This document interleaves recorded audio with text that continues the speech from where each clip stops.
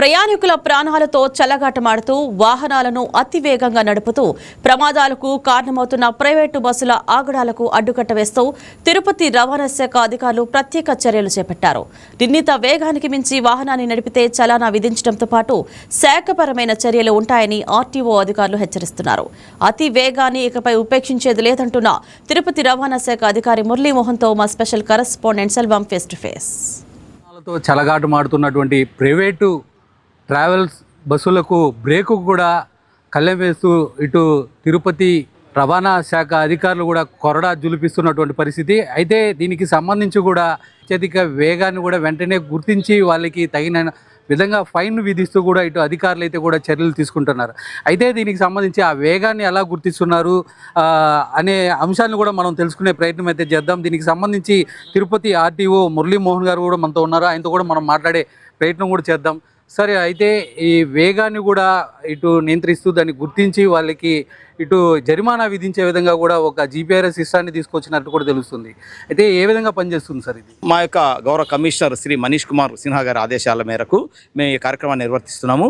అయితే ఇక్కడ మనకు ఒక కమాండ్ కంట్రోల్ రూమ్ అనేది అక్కడ ఏర్పాటు చేస్తున్నారు స్టేట్ ట్రాన్స్పోర్ట్ అథారిటీలో.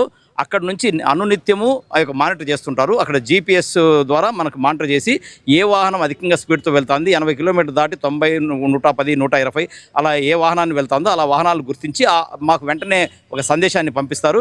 ఈ వాహనం అధిక వేగంతో వెళ్ళింది, ఈ వాహనాన్ని తక్షణ సీజ్ చేయండి అని చెప్పేసి. అది మనం పర్టికులర్ ప్లేస్లో తిరుపతిలో ఆగున్నప్పుడు ఆ వాహనాన్ని తీసుకొని వచ్చేసి మేము డిటైన్ చేసుకొని దాన్ని ఆటోమేటెడ్ టెస్ట్ స్టేషన్కి పంపించేసి ఆ యొక్క జీపీఎస్ ట్యాంపర్ అయిందా లేదా గుర్తించి తద్వారా మేము వాహనాన్ని వెంటనే సీజ్ చేసి 10 రోజులు 15 రోజులు అలాగే ఉంచుతున్నాము. ఈ అతివేగం అనేది ఎప్పుడు కూడా ప్రమాదకరమే. Speed thrills but it kills. అందువల్ల ఈ యొక్క కాన్సెప్ట్తో మేము దీన్ని జాగ్రత్తగా అన్ని వాహనాలు సీజ్ చేయడం జరుగుతూ ఉంది. అంటే ప్రధానంగా దీనికి సంబంధించి ఈ విధంగా ఎన్ని వాహనాలు గుర్తించారు, వాళ్ళకి ఎంతెంత ఫైన్ విధించారు, అదేవిధంగా తదుపరి వాళ్ళపైన ఎలాంటి చర్యలు తీసుకోబోతున్నారు?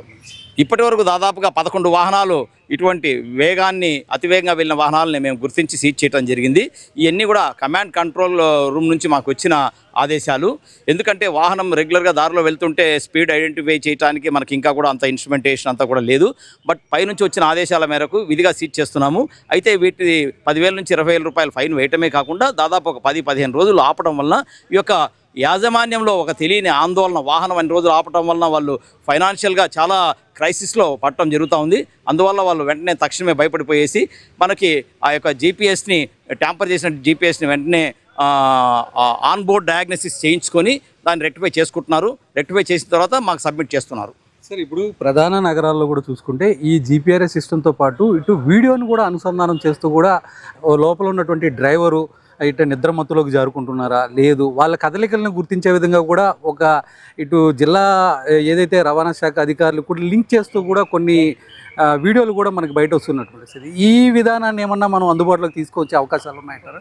కంట్రోల్ రూమ్ నుంచి ఇది నెక్స్ట్ ప్రాసెస్ అనమాట. నెక్స్ట్ అప్డేషన్లో ఇది డెఫినెట్గా వస్తుంది. ఇప్పుడు కేవలం జీపీఎస్ మాత్రం మానిటర్ చేస్తున్నాము. ఇప్పుడు కొత్తగా కూడా వాహనాలు రిజిస్ట్రేషన్ అప్పుడు VLTD vehicle location tracking device అనేది ఏర్పాటు చేసి తద్వారా ఆ యొక్క సాఫ్ట్వేర్ కనెక్టివిటీని మన కంట్రోల్ రూమ్కి నెక్స్ట్ అట్లాగే రవాణా శాఖే కాకుండా పోలీస్ శాఖకు కూడా అనుసంధానం చేసి వీటి మీద చర్యలు తీసుకునే అవకాశం ఉంది.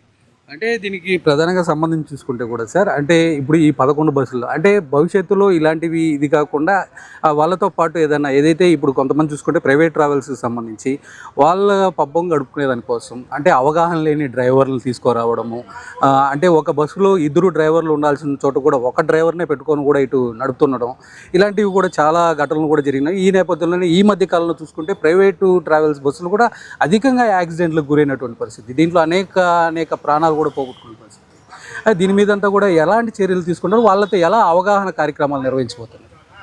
మీరు చెప్పింది చాలా వాస్తవం. అధిక ప్రమాదాల నేపథ్యంలో రవాణా శాఖ మరింత అప్రమత్తం అయిపోయేసి ఈ రెగ్యులర్గా ఈ కేవలం తిరుపతి నగరంలోనే కాకుండా రాష్ట్ర వ్యాప్తంగా కూడా వారంలో 2 రోజుల నుంచి 3 రోజుల వరకు ముమ్మరంగా తనిఖీలు చేపట్టడం జరుగుతూ ఉంది.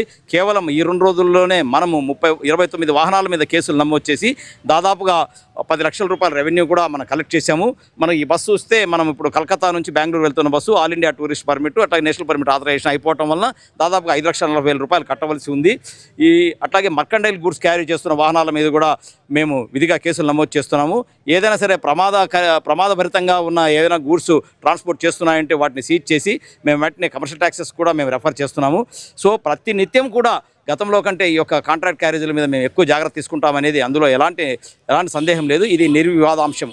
ప్రైవేటు ట్రావెల్స్ సంబంధించి కూడా అతి వేగాన్ని కూడా పొందుకుంటున్న నేపథ్యంలో చాలామంది కూడా ఇటు ప్రాణాలు కోల్పోతున్నారు. ఈ నేపథ్యంలో దీనికి సంబంధించి కూడా ఇటు జీపీఆర్ఎస్ సిస్టమ్ అమలు చేసినటువంటి పరిస్థితి. ఈ నేపథ్యంలో వాళ్ళ స్పీడ్ లిమిట్కి దాటి అంటే వాళ్ళ వేగ పరిమితిని దాటి కూడా వెళ్తే వాళ్ళపైన కఠిన చర్యలు తీసుకుంటున్నాం. వాళ్ళకి సంబంధించి ఇటు 20,000 ఫైన్తో పాటు సుమారు 10 నుంచి 15 రోజులు ఆ వాహనాల్ని తమ పరిధిలో ఉంచుకున్న నేపథ్యంలో